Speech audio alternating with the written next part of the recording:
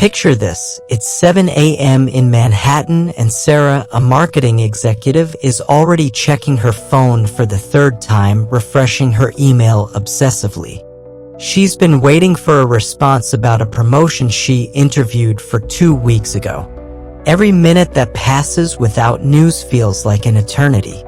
She's planned every detail of how this promotion will change her life, rehearsed conversations with her future team, even looked at apartments she could afford with the salary increase. But the more she checks her phone, the more anxious she becomes. Sound familiar? We've all been Sarah at some point. Life has this strange way of teaching us lessons through paradox. The more we try to control every little detail, the outcomes, the timing, the way people respond, the more frustrated and exhausted we become. We plan our lives down to the smallest steps, thinking that if we just try harder, push more, and never let go, things will finally fall into place. But what if I told you that the opposite is true? That the moment you stop forcing, stop grasping, and start trusting, everything begins to flow effortlessly? This isn't about giving up or becoming passive. It's about understanding where your true power lies. The Stoics mastered this way of thinking over 2,000 years ago. Marcus Aurelius, the philosopher-emperor who ruled Rome while facing plagues, wars, and betrayals, wrote extensively about the importance of accepting what comes naturally and not wasting energy fighting against reality. In his personal journal, which we know as Meditations, he reminded himself, "You have power over your mind, not outside events. Realize this and you will find strength." Marcus understood that struggling against things beyond our control only leads to suffering.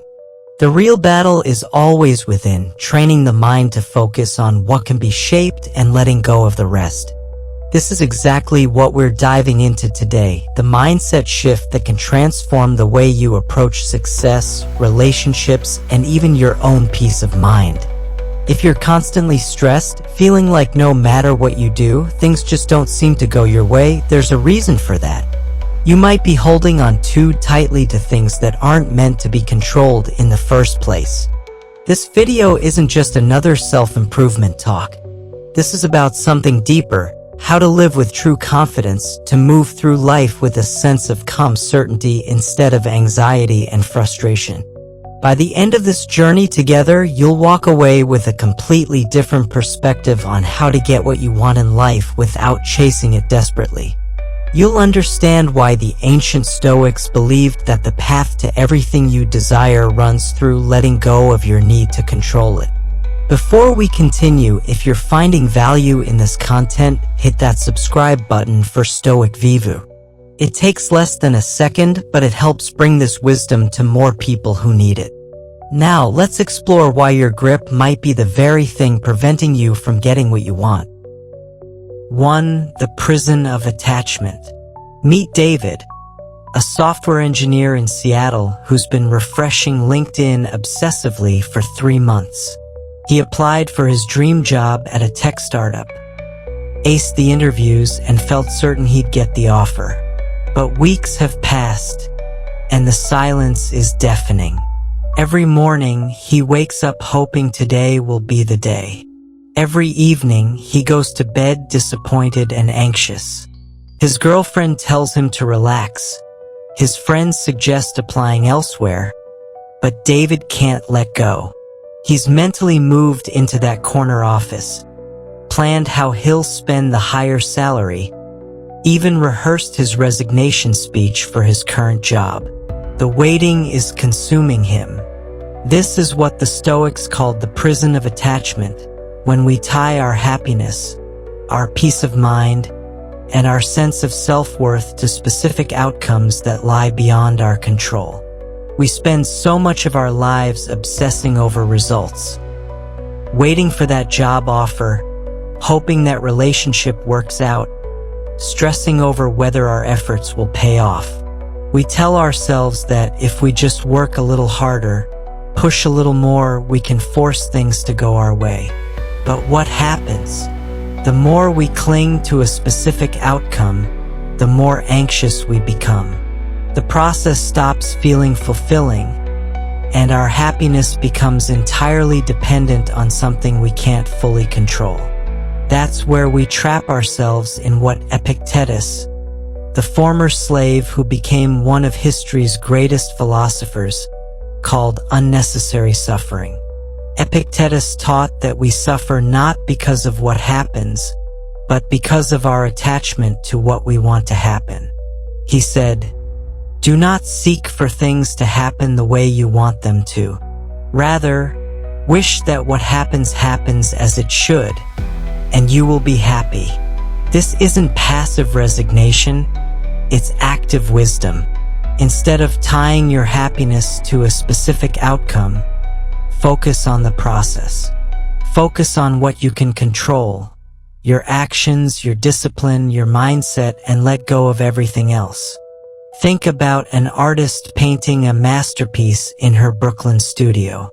If she's obsessed with making every brushstroke perfect, worrying about how critics will judge her work, constantly second-guessing her creative choices, she'll never get into that magical state of flow. Her attachment to the final result creates tension, doubt, and creative paralysis. But when she detaches from the outcome and simply focuses on the act of painting, the feel of the brush in her hand, the way colors blend on canvas, the pure joy of creation, something incredible happens. She becomes fully immersed in the moment. The work becomes effortless, and ironically, that's when she creates her best art. The same principle applies to everything in life: work, relationships, personal growth. When you stop fixating on how things must turn out, you give yourself the freedom to enjoy the journey. You perform better because you're not paralyzed by the fear of failure. You make clearer decisions because you're not clouded by desperation. This is especially true in relationships. Have you ever observed someone trying too hard to impress another person at a Chicago networking event? Their energy feels needy, almost desperate. They laugh too loudly at jokes, agree with everything, constantly check their phone hoping for a text back. What happens? Pushes people away. But when someone is confident, at ease with themselves, and not obsessed with a particular outcome, they naturally attract others. Why? Because they're not controlled by fear. They trust that whatever is meant to happen will happen. Consider Marcus, a financial advisor in Denver, who approached dating with desperate attachment. After each first date, he'd analyze every word, every gesture, planning the relationship's entire future. He'd send multiple texts, suggest elaborate second dates, and get devastated by rejection. His attachment to specific outcomes made him anxious and unattractive. But when Marcus learned to enjoy dates for what they were, opportunities to meet interesting people and have good conversations, without needing them to lead anywhere specific, his entire dating life transformed. He became more relaxed, more genuine, and ironically, more successful in forming meaningful connections. Now let's talk about success and the dangerous checklist mentality. So many people believe that if they don't achieve a specific goal by a certain time, they've failed. They treat life like a rigid checklist. Graduate by 22, land a great job by 25, make 6 figures by 30, get married by 32, buy a house by 35.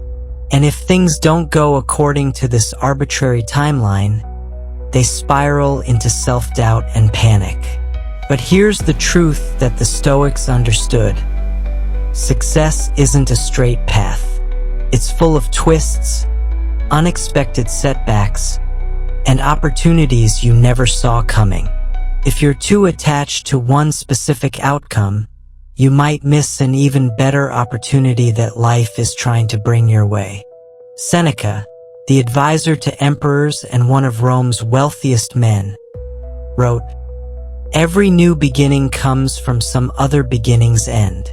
Sometimes what feels like failure is actually redirection towards something better."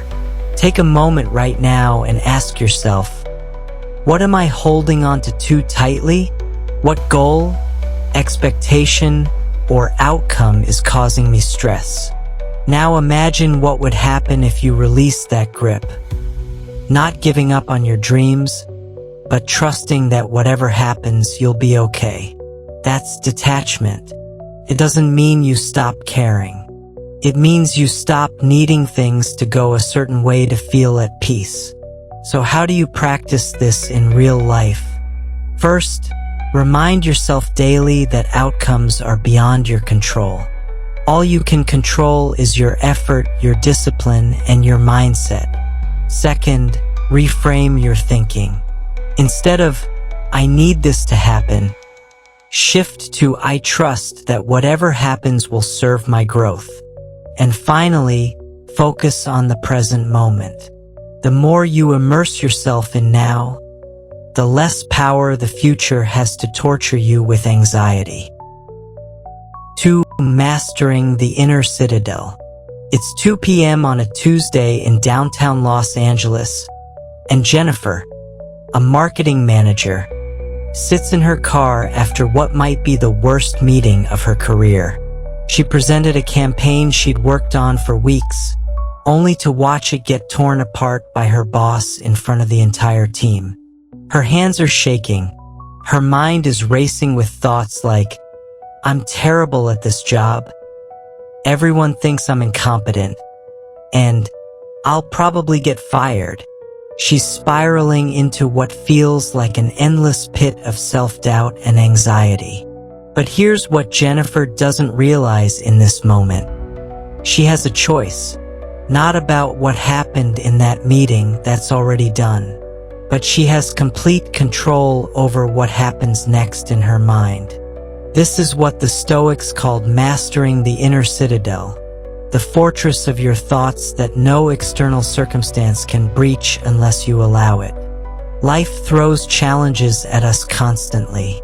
Some days everything flows effortlessly, and other days it feels like the world is working against you. The difference between people who crumble under pressure and those who thrive isn't luck, talent, or circumstances. It's mindset. The way you think shapes how you experience life. And if you don't learn to master your mind will master you. Marcus Aurelius, who faced plagues, wars, and political betrayals as Emperor of Rome, understood this deeply. He wrote in his personal journal, "You have power over your mind, not outside events. Realize this, and you will find strength." You can't always control what happens around you. The economy crashes, people disappoint you, unexpected obstacles appear, but you can control how you respond. That's where real power lies. When you shift your mindset from reacting to responding, everything changes. William James, often called the father of modern psychology, captured this perfectly. The greatest weapon against stress is our ability to choose one thought over another. This is exactly what the Stoics taught centuries earlier. You don't have to believe every thought that enters your mind. You don't have to let every difficult moment define you.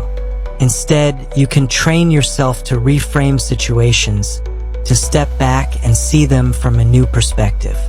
Let's return to Jennifer's story. She has two paths before her. She can continue down the reactive path. "I'm terrible at this.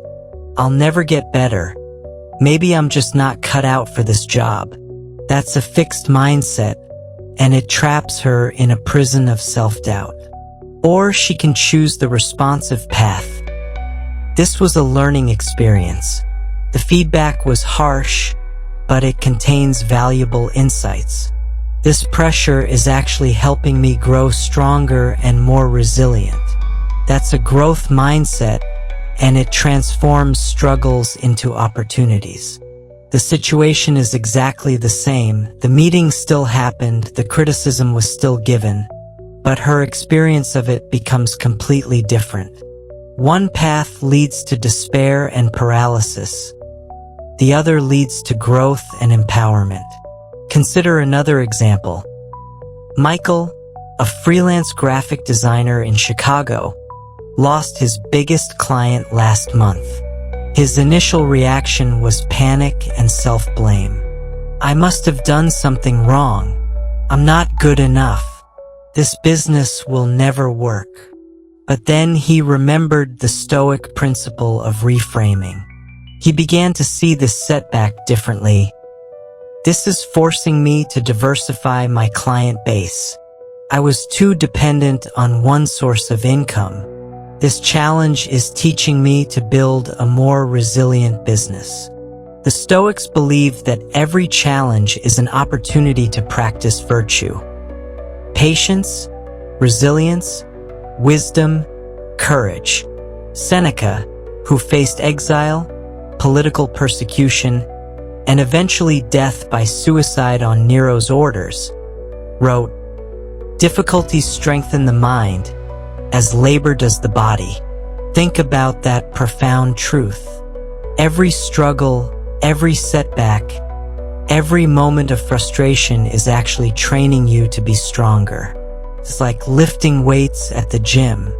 If you never challenge your muscles, they never grow.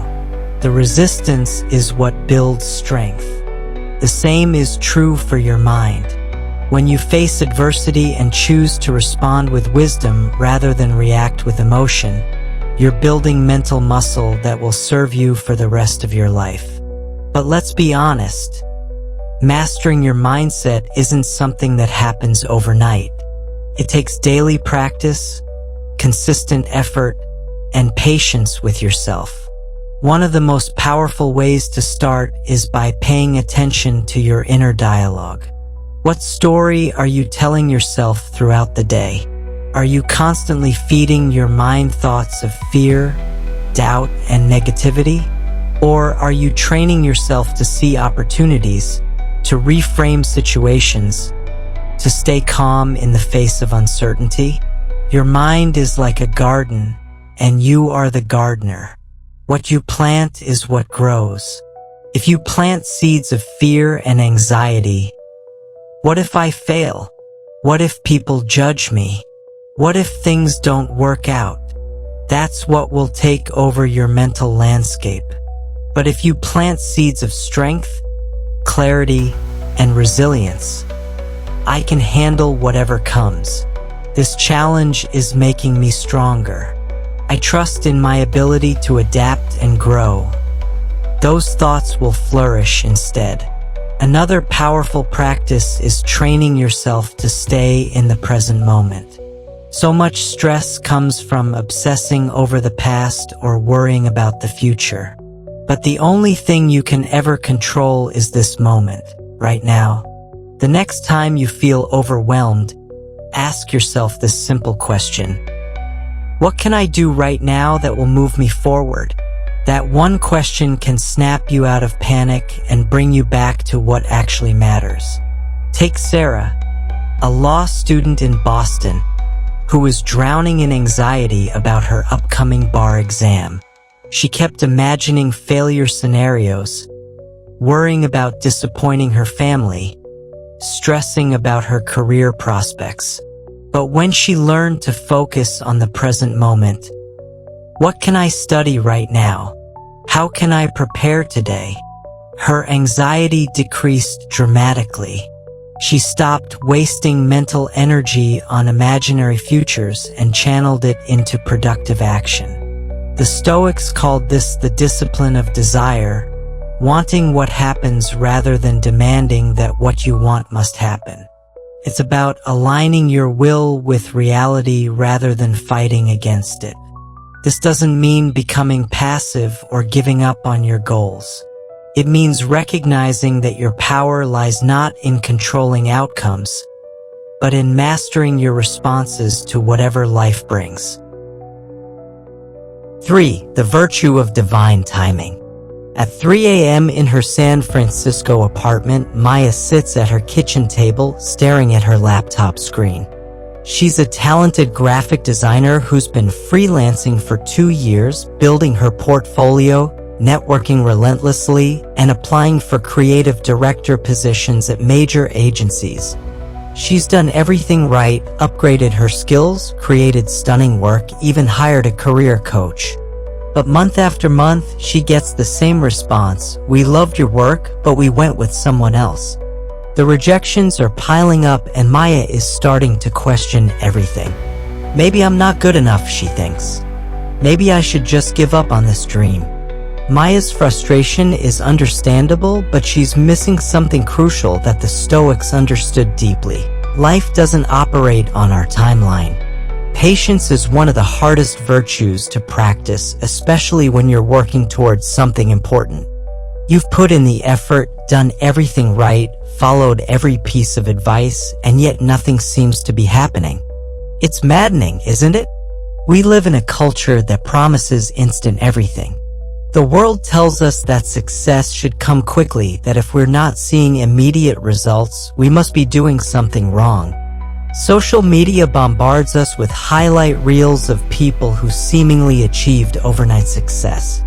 But this creates a dangerous illusion that real achievement happens fast, when the truth is exactly the opposite. The Stoics understood this profoundly. Epictetus, who spent years as a slave before becoming one of history's most influential philosophers, taught, "No great thing is created suddenly." Think about the weight of that statement. Anything truly valuable, wisdom, strength, mastery, meaningful relationships, takes time to develop. Just like you can't force a tree to grow faster by pulling on its branches, you can't force life to give you what you want before the proper time. Consider the story of James, an aspiring chef in New York City. After culinary school, he expected to land a position at a prestigious restaurant immediately. Instead, he spent 3 years working in mediocre kitchens, dealing with demanding customers and impossible hours. He watched classmates get better opportunities while he felt stuck. But during those seemingly wasted years, James was actually developing something invaluable: resilience, creativity under pressure, and a deep understanding of what it takes to run a kitchen. When the right opportunity finally came, head chef at a boutique restaurant, he was ready in ways his more successful classmates weren't. This is what Marcus Aurelius meant when he wrote, "Accept the things to which fate binds you and love the people with whom fate brings you together." Instead of resisting life's timing, learn to embrace it. Sometimes delays aren't obstacles, they're preparation periods. Maybe things aren't happening as fast as you want because you're still in the process of becoming the person who's ready for them. Think about relationships. Have you ever met someone who was bitter because they hadn't found the one by a certain age? They approach dating with desperation, treating every potential partner like they might be their last chance at happiness. But consider someone else who trusts that love will come when it's meant to. They're more relaxed, more authentic, more attractive because they're not operating from scarcity and fear. Take Rachel, a marketing executive in Denver who spent her 20s convinced she was behind in life because she wasn't married like her friends. She went on countless dates, joined every app, attended singles events with the frantic energy of someone running out of time. But the desperation was palpable and it repelled potential partners. It wasn't until Rachel learned to trust the timing of her life, to focus on becoming the person she wanted to be rather than finding someone to complete her, that she met her future husband. The relationship unfolded naturally because she was no longer grasping for it. The same principle applies to career advancement. Consider David, a software engineer in Austin who was passed over for promotion 3 times. Each rejection felt like a personal failure, proof that he wasn't good enough. But during those delays, David was actually developing skills his promoted colleagues lacked. He learned to handle difficult clients, mastered new programming languages, and built relationships across departments. When he finally got promoted to a position even better than the ones he'd been rejected for, he realized the timing had been perfect. He was now qualified for opportunities that hadn't even existed when he first started applying. Seneca, who understood both great success and devastating loss, wrote, "Every new beginning comes from some other beginning's end." Sometimes what feels like stagnation is actually incubation. The seed underground isn't doing nothing, it's developing roots that will eventually support tremendous growth. But here's the challenge: how do you stay patient when it feels like nothing is happening? The Stoics would say, focus on what's in your control. You can't control the timing, but you can control your actions. You can keep showing up, keep putting in the work, keep growing as a person. Most importantly, you can trust that if something is meant for you, it will come, not a second too early or too late. This doesn't mean becoming passive or stopping your efforts. It means understanding the difference between productive action and anxious forcing. Maya, our San Francisco designer, eventually learned this distinction. Instead of frantically applying for every job, she focused on creating work that truly excited her. She started a passion project, collaborated with local artists, and built a portfolio that reflected her authentic voice.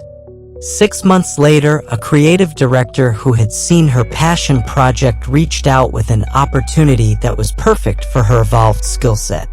The ancient Chinese have a saying, the best time to plant a tree was 20 years ago. The second best time is now. This captures the essence of divine timing perfectly. You can't change the past or control the future, but you can make the most of this moment. Every day you spend growing, learning, and preparing is an investment in the person you're becoming. Socrates taught, to do is to be, meaning that growth happens in the process, not just in the outcome. If you're always focused on when something will happen, you miss out on who you're becoming along the way. The waiting period isn't wasted time, it's transformation time. Trust that life has its own intelligence, its own perfect timing. Your job isn't to force the timeline, it's to show up fully for the journey. 4.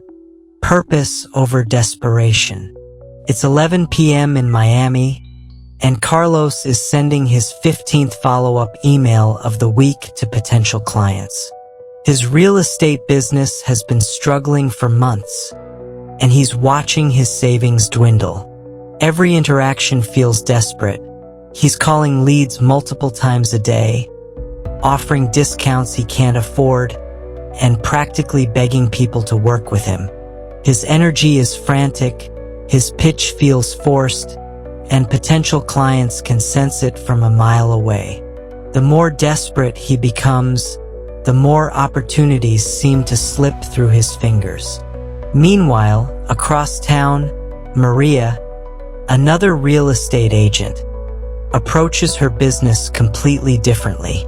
She takes time to understand each client's genuine needs, provides valuable market insights without expecting immediate returns, and builds relationships based on trust rather than transactions. Her calendar is full, her clients refer friends, and she's thriving. The difference isn't experience, market knowledge, or even luck.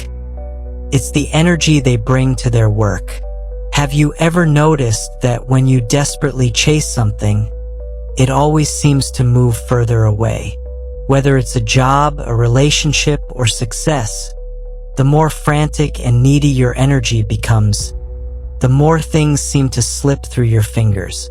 It's almost like the universe senses desperation and responds by pulling back. But when you act with purpose, with calm confidence and clear intention, everything starts to align naturally. There's a powerful difference between chasing and attracting, and the Stoics understood this distinction perfectly. Epictetus taught, "First say to yourself what you would be, and then do what you have to do." In other words, before you act, be clear on why you're acting. This isn't just about setting goals. It's about understanding the energy behind your actions. Desperate action comes from fear. Fear of missing out, fear of failure, fear of not being enough. When you operate from this place, your decisions are reactive, scattered, and often counterproductive. But purposeful action comes from a place of clarity and strength.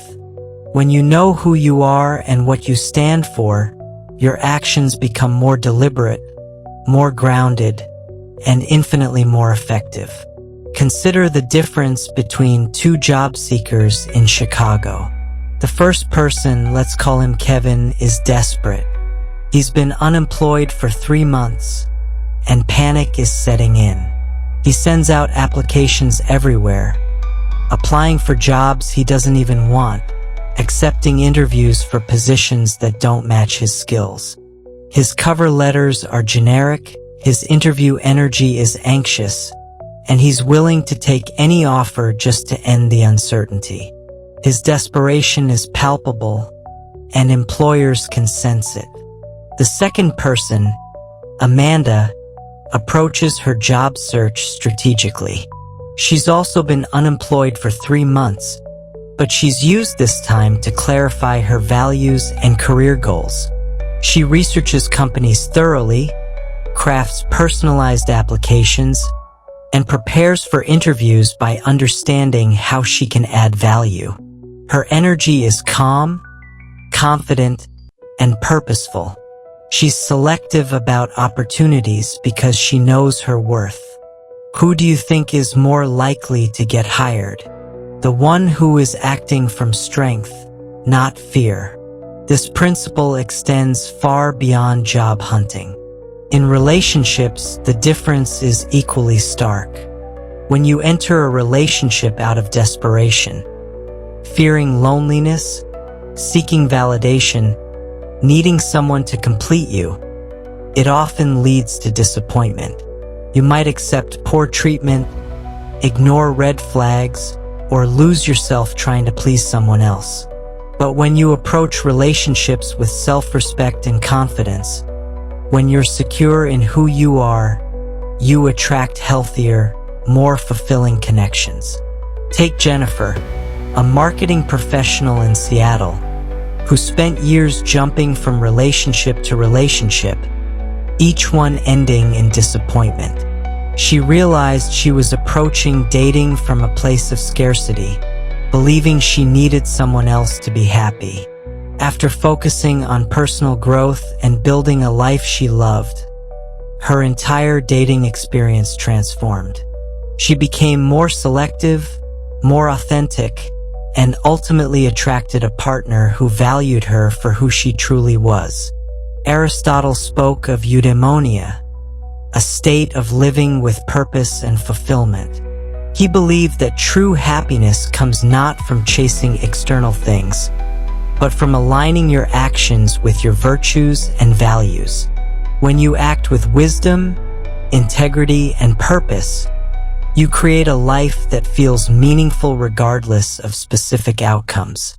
This is the opposite of desperate action, which seeks to fill an internal void with external achievements. The difference is like comparing a seasoned chess master to a beginner. The novice reacts impulsively, making moves out of fear and uncertainty, always trying to avoid immediate threats. The expert, however, plays with patience and strategy, seeing the bigger picture, making deliberate choices that serve long-term goals. Life works the same way. If you're constantly reacting to fear, you'll make choices that lead to more chaos.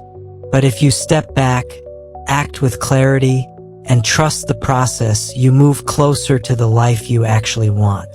Marcus Aurelius wrote in his Meditations, "Confine yourself to the present. When you're desperate, you're usually focused on what you lack or what might go wrong in the future. But purposeful action is rooted in the present moment. What can you do right now that aligns with your values and moves you toward your goals?" So how do you shift from acting out of desperation to acting with purpose? First, get clear on your why. Ask yourself, am I doing this because I truly want it, or because I'm afraid of not having it? This simple question can reveal whether you're operating from abundance or scarcity. Second, slow down. Desperation rushes. Purpose moves with patience. Instead of making decisions from a place of fear, give yourself time to reflect and choose wisely. Take Michael, a startup founder in Portland, who learned this lesson the hard way. When his company was struggling, he made desperate decisions, accepting bad partnerships, cutting prices unsustainably, hiring the wrong people. Only when he slowed down and made strategic, values-based decisions did his business begin to thrive. Third, trust yourself. You don't need to force things into place. When you act with confidence and alignment, opportunities naturally come your way. Seneca wrote, "We suffer more in imagination than in reality." Much of desperation comes from imagined fears about the future. But the truth is, you are stronger and more capable than you think. Remember, you don't need to scramble for what's meant for you. Act with purpose, move with confidence, and watch how life starts to align in your favor. 5. The liberation of letting go. It's 6 a.m. in Boston, and Thomas is already at his desk, frantically updating his project timeline for the third time this week. As a project manager at a consulting firm, he's trying to control every variable. When his team members will complete their tasks, how clients will respond to proposals, even how long meetings will take. He's created detailed contingency plans for contingency plans, sent follow-up emails before people have had time to respond to the original ones, and scheduled check-ins every few hours. Despite all this micromanaging, his projects are behind schedule, his team is frustrated, and Thomas himself is exhausted. The harder he grips the reins, the more everything seems to spiral out of control. Have you ever felt this kind of exhaustion from trying to control everything? You plan, you push, you strategize, but somehow life still doesn't unfold the way you expect. It's maddening, isn't it? You try to make people act a certain way, force circumstances into place, and predict every possible outcome, only to find yourself feeling more stressed and less in control than ever. The harder you grip, the more things slip through your fingers. But here's the beautiful paradox that the Stoics discovered. The moment you let go, life starts to work in your favor. This isn't about becoming passive or giving up on your goals. It's about understanding a fundamental truth that can transform your entire experience of living. Epictetus, who understood both slavery and freedom in the most literal sense, said, "Freedom is the only worthy goal in life. It is won by disregarding things that lie beyond our control." Think about that profound statement. True freedom doesn't come from controlling everything around you, your circumstances, other people's actions, the timing of events. It comes from letting go of the need to control these things in the first place. The more energy you spend trying to manage things that aren't yours to manage, other people's opinions, the future, the past, external circumstances, the more you drain yourself of the power you actually have. But when you shift your focus to what you can control, your thoughts, your actions, your responses, your character, you reclaim your true strength. Consider relationships, where this principle becomes crystal clear. Take Sarah, a marketing director in Phoenix, who spent years trying to change her partner. She wanted him to be more communicative, more romantic, more aligned with her vision of the perfect relationship. She tried everything. Having the talk repeatedly, buying self-help books for him, even threatening to leave if he didn't change. But no matter how much she pushed, he remained exactly the same. The relationship became a constant source of frustration and resentment. It wasn't until Sarah learned to let go of her need to control her partner that everything shifted. She realized she could communicate her needs clearly, she could set healthy boundaries, and she could choose how to respond to his behavior, but she couldn't force him to change. This liberation allowed her to focus on what she could control: her own growth, her own happiness, and ultimately, her own choice about whether this relationship served her. Paradoxically, when she stopped trying to change him, their relationship actually improved because the pressure and resentment disappeared. The same principle applies to professional success. Many people believe that if they just push harder, control more variables, and micromanage every detail, they'll achieve their goals faster. But there's a crucial difference between effort and control. You should absolutely work toward your objectives with dedication and intelligence. But obsessing over every tiny detail, stressing about timing you can't influence, and fearing outcomes you can't guarantee only creates resistance and anxiety. Seneca, who advised emperors and managed vast business enterprises, understood this deeply. He wrote, "Fate leads the willing and drags along the reluctant. When you fight against the natural flow of life, when you resist circumstances beyond your control, you create unnecessary struggle. But when you trust the process and focus on what's genuinely in your power, things unfold with much greater ease and effectiveness." Imagine you're preparing for a crucial presentation to potential investors for your startup. You've done the research, created compelling slides, practiced your pitch until it's perfect, and prepared thoughtful answers to likely questions. This is excellent preparation. You're controlling what you can control. But if you start obsessing over variables beyond your influence, what if they're in a bad mood? What if they ask something unexpected? What if they've already decided against investing? Your energy shifts from confidence to anxiety. Marcus, a tech entrepreneur in Austin, learned this lesson the hard way.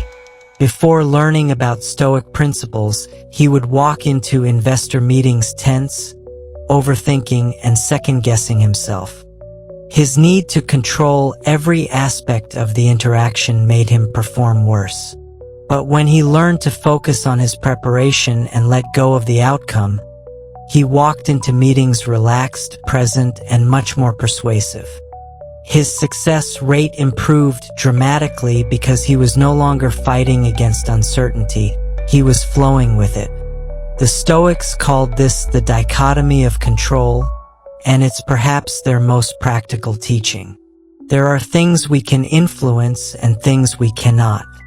Wasting mental and emotional energy on the uncontrollable not only leads to frustration, it actually weakens your ability to handle what you can control.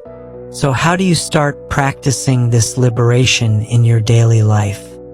First, develop the habit of recognizing what is and isn't within your power.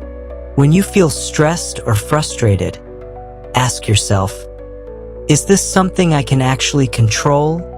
Or am I wasting energy on something beyond my influence? Second, practice acceptance without resignation. Marcus Aurelius wrote, "Accept the things to which fate binds you, and love the people with whom fate brings you together." This doesn't mean becoming passive or giving up on improvement. It means acknowledging reality as your starting point rather than fighting against it. Life won't always go according to your plan, but that doesn't mean it's going wrong. Sometimes detours lead to better destinations than you originally imagined. Third, build trust, not just in life's process, but in your own resilience and adaptability. Trust that you can handle whatever comes, even if it's not what you expected. This confidence becomes a foundation that no external circumstance can shake. When you let go of the illusion of control, you discover something remarkable. You actually become more effective, not less. You make better decisions because you're not clouded by anxiety. You build stronger relationships because you're not trying to manipulate outcomes. You find more peace because you're not constantly fighting against reality. True power isn't about controlling everything around you. It's about mastering yourself within whatever circumstances arise. 6. The abundance of enough. It's Thursday evening in Manhattan, and two friends, Lisa and Rachel, are leaving the same networking event. They attended identical presentations, met the same people, and had access to the exact same opportunities. But their experiences couldn't be more different. Lisa walks out feeling defeated, comparing herself to everyone she met. That woman has a better job than me, she thinks. That guy's startup is more successful than mine. I'm so far behind everyone else. There's not enough opportunity to go around. She goes home feeling drained and discouraged. Rachel, meanwhile, leaves the same event energized and optimistic. She connected with interesting people, learned about new possibilities, and feels grateful for the insights she gained. There are so many smart, successful people doing amazing things, she reflects. The opportunities in this city are endless. I can't wait to follow up on the connections I made tonight. She goes home inspired and ready to take action. Same event, same opportunities, completely different experiences. What made the difference? Their mindset. Lisa operated from scarcity, believing there wasn't enough success, opportunity, or recognition to go around. Rachel embodied abundance, trusting that there was more than enough for everyone, including herself. Have you ever noticed that some people seem to attract success, opportunities, and even happiness effortlessly? It's not that they have some secret advantage or were born under a lucky star. It's their mindset, the way they think, the way they carry themselves, and the way they see the world that creates a reality where good things flow to them naturally. On the other hand, people who constantly focus on what they lack seem to struggle endlessly no matter how hard they work. It's not about luck, it's about the energy and perspective you bring into your life. The Stoics understood this principle long before modern psychology confirmed it. Epictetus, who rose from slavery to become one of history's most influential philosophers, said, "Wealth consists not in having great possessions, but in having few wants." True abundance isn't about hoarding money, collecting achievements, or endlessly chasing more. It's about realizing that you already have everything you need to live a fulfilled life. When you stop operating from a mindset of scarcity, believing you never have enough time, money, opportunities, or love, you make room for more to come to you naturally. This isn't wishful thinking or New Age mysticism. It's about how your beliefs shape your perception, which influences your actions, which determines your results. Consider two entrepreneurs launching similar businesses in Chicago. The first, David, is consumed by scarcity thinking. He constantly worries that competitors will steal his ideas, that there aren't enough customers for everyone, that he needs to hoard every opportunity. His fear makes him secretive, defensive, and reluctant to collaborate. He sees every other business owner as a threat rather than a potential ally. This mindset isolates him and limits his growth. The second entrepreneur, Maria, approaches her business from abundance. She believes there are enough customers for everyone, that collaboration creates more opportunities than competition destroys, and that helping others succeed will ultimately benefit her too. She shares knowledge freely, builds partnerships, and celebrates other people's victories. Her abundance mindset attracts mentors, collaborators, and customers who want to support someone with such positive energy. Within 2 years, Maria's business is thriving with multiple revenue streams and strong community connections, while David struggles alone with limited growth. The difference wasn't their business models, market conditions, or initial resources, it was how they chose to see the world. This principle extends far beyond business and money. It applies to relationships, happiness, time, and even personal growth. If you believe there's never enough good people in the world, never enough time to accomplish your goals, never enough love to go around, your mind will constantly look for evidence to support that belief. You'll notice every disappointment, every setback, every moment when things don't go your way. But if you shift your focus to abundance, if you train yourself to see opportunities and blessings, you'll start noticing them everywhere. You'll recognize kindness in strangers, possibilities in challenges, and resources you never realized you had. William James, the pioneering psychologist, captured this perfectly. The greatest discovery of my generation is that a human being can alter his life by altering his attitudes. Take Jennifer, a graphic designer in Portland who spent years believing the creative industry was too competitive, that clients were too demanding, and that there wasn't enough good work to go around. This scarcity mindset made her anxious, defensive, and constantly worried about losing projects. She undercharged for her work because she feared clients would leave, and she avoided networking because she saw other designers as threats. Everything changed when Jennifer learned to embody abundance. She started believing that there were plenty of clients who valued good design, that the creative community could support each other, and that her unique skills had real value. She raised her rates, began collaborating with other designers, and started sharing her knowledge through workshops. Within a year, her business transformed. She had more clients than ever, higher-paying projects, and a supportive network of creative professionals. The shift wasn't in her external circumstances, it was in her internal reality. When you constantly feel like you're missing something, your brain focuses on that lack. But if you train your mind to see abundance, if you practice gratitude and trust in life's possibilities, you start shifting your entire reality. Consider 2 people dating in Los Angeles. The first approaches relationships from scarcity. There are no good people left. Dating is impossible in this city. I'm running out of time to find someone. This person goes on dates with desperate energy, trying to force connections, settling for incompatible partners out of fear of being alone. The second person believes in relationship abundance. This city is full of interesting people. Every date is an opportunity to meet someone new, even if it doesn't lead to romance. The right person will come when the timing is right. They approach dating with curiosity and openness, enjoying the process rather than desperately grasping for outcomes. Guess who has better dating experiences and ultimately finds more fulfilling relationships? So how do you start embodying abundance in your own life?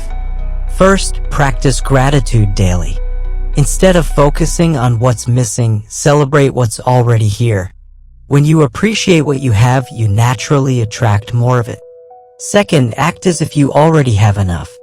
Move through life with confidence, knowing that opportunities are everywhere. This doesn't mean being reckless or irresponsible, it means trusting that the universe is abundant rather than scarce. Finally, release attachment to specific outcomes. Trust that what's meant for you will come, not through force or manipulation, but through alignment with abundance and positive action. 7. Aligned action and sacred trust. It's 4 a.m. in Denver, and Alex, a freelance consultant, is hunched over his laptop, sending cold emails to potential clients. He's been at this for 3 hours, firing off generic pitches to anyone with a business email address he can find. His approach is frantic: quantity over quality, desperation over strategy. He's applying to every project posted online, regardless of whether it matches his skills or interests. By sunrise, he'll have sent 50 emails and submitted 20 proposals, but his success rate will be less than 2%. He's exhausted, frustrated, and starting to question whether freelancing was a mistake. Meanwhile, across town, Sarah, another consultant, is just starting her day with a focused morning routine. She spends 30 minutes reviewing 3 carefully selected opportunities that align perfectly with her expertise. She crafts personalized proposals that demonstrate deep understanding of each client's specific challenges. She follows up on relationships she's been nurturing for months. By 9 a.m., she's completed meaningful work that has a 40% success rate. Her calendar is full, her rates are premium, and she genuinely enjoys her work. Have you ever caught yourself in Alex's position, obsessing over a goal, pushing harder and harder, only to feel like you're running in circles? You do everything you think you should do, follow every piece of advice, work longer hours, but the results don't show up as fast as you want them to. It's exhausting, isn't it? We've been taught that success is all about effort, about never stopping, never letting go. But here's what most people don't realize. There's a crucial difference between aligned action and desperate action. The Stoics had a profound understanding of this distinction. Seneca, who managed vast business enterprises while serving as advisor to Emperor Nero, wrote, "Effort and patience will achieve more than force and anxiety." We live in a culture that glorifies the hustle, the grind, the idea that if you just work hard enough, things have to go your way. But real success isn't about blind effort, it's about taking the right steps, staying open to opportunity, and then allowing life to unfold naturally. The problem with forcing things is that it creates resistance. It's like trying to untangle a knot by pulling harder. The more force you apply, the tighter it becomes. Think about trying to fall asleep when you're stressed. You can't force yourself to sleep, right? The more you try to sleep, the more your mind races and your body tenses. But the moment you relax, let go of the need to sleep, and trust that rest will come naturally, it happens almost effortlessly. The same principle applies to success, relationships, and personal growth. You have to take action, absolutely, but you also have to trust the process. Consider the difference between a farmer and someone trying to force a plant to grow. The farmer prepares the soil thoughtfully, selects the right seeds for the season, plants them at the proper depth, provides consistent water and sunlight, and then trusts that nature will do its work. They don't dig up the seeds every day demanding faster growth. They understand that rushing the process would destroy what they're trying to create. Life works exactly the same way. You take intelligent action, you do your part with dedication and skill, but then you have to trust that things will develop at their own pace. This applies to every aspect of life, and the results are dramatically different when you understand this principle. Take relationships, for example. Marcus, a software engineer in Seattle, used to approach dating like a project that needed to be optimized. He would analyze every interaction, send calculated texts, plan elaborate dates designed to impress, and constantly worry about whether he was doing everything right. His energy felt heavy and strategic rather than authentic and relaxed. Despite his efforts, relationships never seemed to develop naturally. Everything changed when Marcus learned the difference between aligned action and forcing outcomes. He started focusing on being genuinely himself, engaging in activities he enjoyed, and allowing connections to develop organically. Instead of trying to impress everyone, he became curious about whether potential partners were truly compatible with who he was. This shift in energy was magnetic. People were drawn to his authenticity and confidence. Within 6 months, he met someone who appreciated him for exactly who he was, not who he was trying to become. Or consider career advancement. Lisa, a marketing professional in Atlanta, spent years frantically networking, applying for every promotion, and trying to force her way up the corporate ladder. She said yes to every project, worked excessive hours, and constantly promoted her achievements. But her desperate energy was obvious to colleagues and supervisors. Despite her hard work, she was repeatedly passed over for promotions. When Lisa learned about aligned action, she shifted her approach completely. Instead of trying to impress everyone, she focused on excelling at work that genuinely interested her. She built authentic relationships with colleagues based on mutual respect rather than calculated networking. She became known for her thoughtful contributions and collaborative spirit. Within a year, opportunities began flowing to her naturally. She received 2 promotion offers and ultimately chose a position that was perfect for her skills and interests. Marcus Aurelius captured this wisdom perfectly in his meditations. Do what you must and let what happens happen. This is the essence of aligned action. You focus completely on what's within your control, your preparation, your effort, your character, your responses, but you don't obsess over results that depend on factors beyond your influence. The beauty of this approach is that it actually makes you more effective, not less.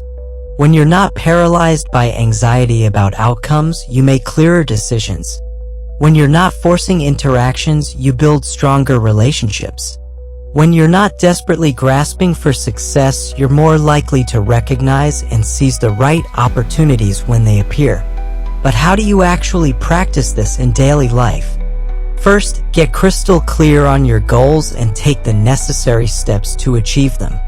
Prepare thoroughly, develop your skills, build meaningful relationships, and do excellent work. This isn't about being passive, it's about being strategic and purposeful. Second, let go of your need to control when and how results show up. Accept that timing isn't always up to you and that the path to your goals might look different than you originally imagined. Sometimes detours lead to better destinations than your original plan. Third, trust in your own resilience and adaptability. Even if things don't go exactly as you planned, you have the strength and intelligence to adjust, learn, and find new opportunities. This confidence becomes a foundation that no external circumstance can shake. Remember, life isn't about controlling every outcome, it's about mastering yourself and trusting the process. When you shift your focus from forcing to flowing, from chasing to aligning, everything starts to fall into place with remarkable ease. As we reach the end of this journey together, I want you to imagine something powerful.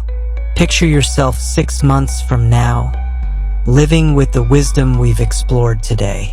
You wake up each morning with a deep sense of calm, knowing that while you can't control everything that happens to you, you have complete mastery over how you respond. You pursue your goals with passion and dedication, but you're no longer tormented by attachment to specific outcomes. You build relationships from a place of abundance rather than scarcity, and you move through challenges with the confidence that comes from understanding your true power. This isn't just a fantasy. This is the life that awaits you when you embrace these ancient Stoic principles. Marcus Aurelius, who ruled the most powerful empire in history while facing plagues, wars, and betrayals, discovered that the greatest empire you can ever rule is the one within yourself. He wrote, "You have power over your mind, not outside events. Realize this, and you will find strength." The Stoics knew something that modern life often makes us forget. Real power doesn't come from controlling external circumstances. It comes from mastering your thoughts, your responses, and your character. When you shift your focus from trying to control everything around you to developing unshakable inner strength, everything changes. You become more effective in your career, more authentic in your relationships, and more peaceful in your daily experience. Think about the stories we've shared today. Sarah in Manhattan learning to let go of her promotion anxiety. Maya in San Francisco trusting the timing of her career breakthrough. Carlos in Miami discovering the difference between desperate and purposeful action. Each of them found freedom not by changing their circumstances, but by changing their relationship to those circumstances.